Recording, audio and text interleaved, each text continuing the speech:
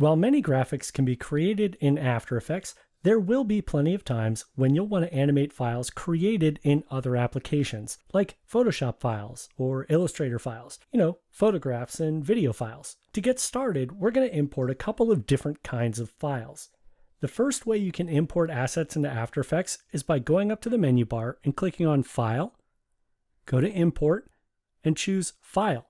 Navigate to wherever you saved your project files, and you notice I have an Assets folder saved right next to them. So I'm going to open up the Assets folder, and in here, we'll go ahead and import a couple of different assets.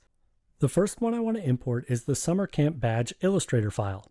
So I'll click once on that file, and then down here at the bottom, I have a couple of different options.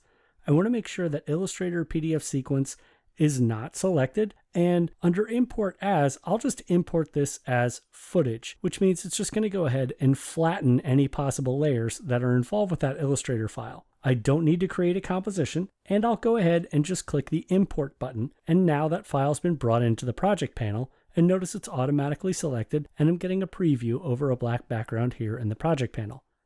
If I want to preview that file larger, I can go ahead and just double-click directly on the file, and that'll open here in the Footage panel. Notice it looks like it's the Composition panel, but it's really not. See the white line under the Footage panel? This is letting me preview in the Footage panel. If I click this white X to the left of the word Footage, that'll go ahead and close that panel. Another way to import is to double-click in the Project panel.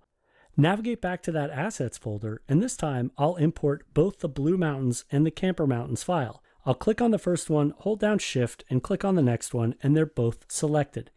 Again, want to make sure multiple sequences is not selected, and then I'll go ahead and just click Import, and both those elements will be imported right here into the project panel. I could use drag and drop if I had an Explorer window or a Finder window, and I could drop things directly into the project panel. But another great way is to use the New Composition from Footage button, because I want to import some video footage and create a composition from that footage. So I'll click on the New Composition from Footage button, and you guessed that I'm going to find a video clip, so I'll click once on this Road Trip Camp MP4 file, and I'll click Import. And not only has that file been imported, but I've also got a composition that matches those settings, and it's already created the first layer in the composition.